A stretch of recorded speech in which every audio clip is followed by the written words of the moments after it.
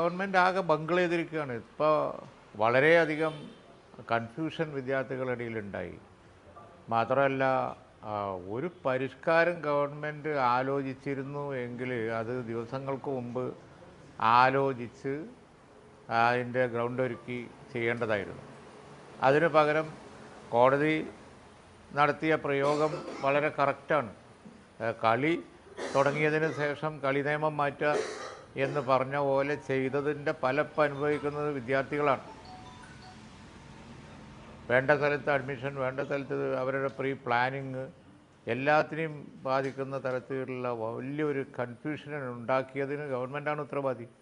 അങ്ങനെ ചെയ്യാൻ പാടില്ലായിരുന്നു. അങ്ങനെ ഇതൊക്കെ എത്രയോ കാലമായിട്ട് തീരുമാനം കാത്തു കിടന്ന ഫയൽ വച്ച് താമസിപ്പിച്ച് അവസാനം വന്ന് തീരുമാനം.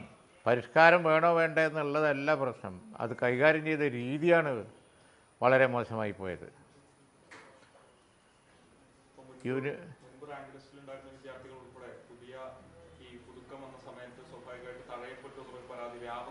കൺഫ്യൂഷൻ വരും. അതാണ് ഇപ്പോൾ ആദ്യം ഉണ്ടായിരുന്നത്. ഈ നോർമലൈസ് ചെയ്യാൻ വേണ്ടി ഇങ്ങനെ പരിഷ്കാരം കൊണ്ടുവന്നു, അതൊട്ട് നടന്നതുമില്ല.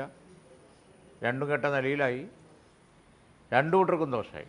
അപ്പോൾ പിന്നെ ഒരു വിഭാഗത്തിന് ഗുണമുണ്ട് എങ്കിൽ പോലും പിന്നെ മറുവശത്തിന് അത് വേറെ രീതിയിൽ ബാധിക്കുന്നു. ഈ ഗുണം കിട്ടിയവരും മറ്റവരും എല്ലാവർക്കും കൺഫ്യൂഷനുണ്ട്.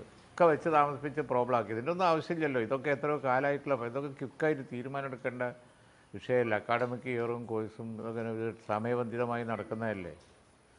അപ്പോൾ അതുകൊണ്ട് തന്നെ വളരെ ഹയർ എഡ്യൂക്കേഷൻ, ഉന്നത വിദ്യാഭ്യാസ രംഗം അല്ലെങ്കിൽ തന്നെ എന്താണ് കാണുന്നത് നമ്മൾ? കേരളത്തിൽ നിന്ന് കുട്ടികൾ പുറത്തേക്ക് പോയിക്കൊണ്ടിരിക്കുന്നു. ഇവിടുന്ന് പഠിക്കുന്ന കുട്ടികൾ ഇവിടുന്ന് ഓടിക്കൊണ്ടിരിക്കുന്നു എന്നുള്ളത് അല്ലെങ്കിൽ തന്നെ ഒരു വിഷയം നിലനിൽക്കുന്നുണ്ട്. ആ സമയത്ത് കണ്ടില്ലേ, ഒരു വശത്ത് ബഹുമാനപ്പെട്ട ഗവർണർ കാവ്യവൽക്കരണം, അതാണോ അപ്പോൾ ഏറ്റവും വലിയ പ്രശ്നം. കാവ്യവൽക്കരണത്തിന് വേണ്ടി അദ്ദേഹം ന്യായീകരിക്കാൻ കഴിയാത്ത പല കാര്യങ്ങളും ചെയ്തുകൊണ്ടിരിക്കുന്നു.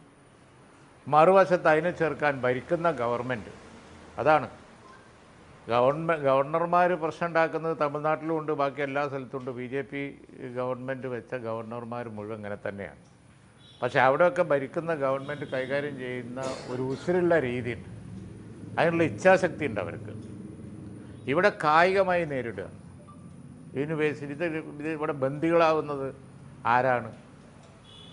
ബന്ധിക്കപ്പെടുന്നത് ഉന്നത വിദ്യാഭ്യാസം, അതിൻ്റെ നിലവാരവും ഉന്നത വിദ്യാഭ്യാസ രംഗത്ത് യൂണിവേഴ്സിറ്റികളിൽ പഠിക്കുന്ന കുട്ടികളുമാണ്.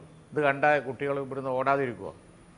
ദൃശ്യമാധ്യമങ്ങളിൽ ഇപ്പോൾ കുറച്ച് ദിവസമായിട്ട് കണ്ടുകൊണ്ടിരിക്കുന്ന ആ കയ്യാങ്കളിയൊക്കെ, ആ മതിൽ ചാട്ടും യൂണിവേഴ്സിറ്റി പിടിച്ചടക്കലും അതുപോലെ തന്നെ കസേര കയറി ഇരിക്കലും വലിച്ചു കീറലും, ഇതൊക്കെ കണ്ടു കഴിഞ്ഞാൽ കേരളത്തിലെ യൂണിവേഴ്സിറ്റികളുടെ അല്ലെങ്കിൽ തന്നെ നാഥനില്ല, വൈസ് ചാൻസലർ അപ്പോയിൻ്റ് ചെയ്തിട്ടില്ല, ഒന്നുമില്ല. ഇന്നലെ UDF ചർച്ച ചെയ്ത ഏറ്റവും പ്രധാനപ്പെട്ട വിഷയം തന്നെയാണ്.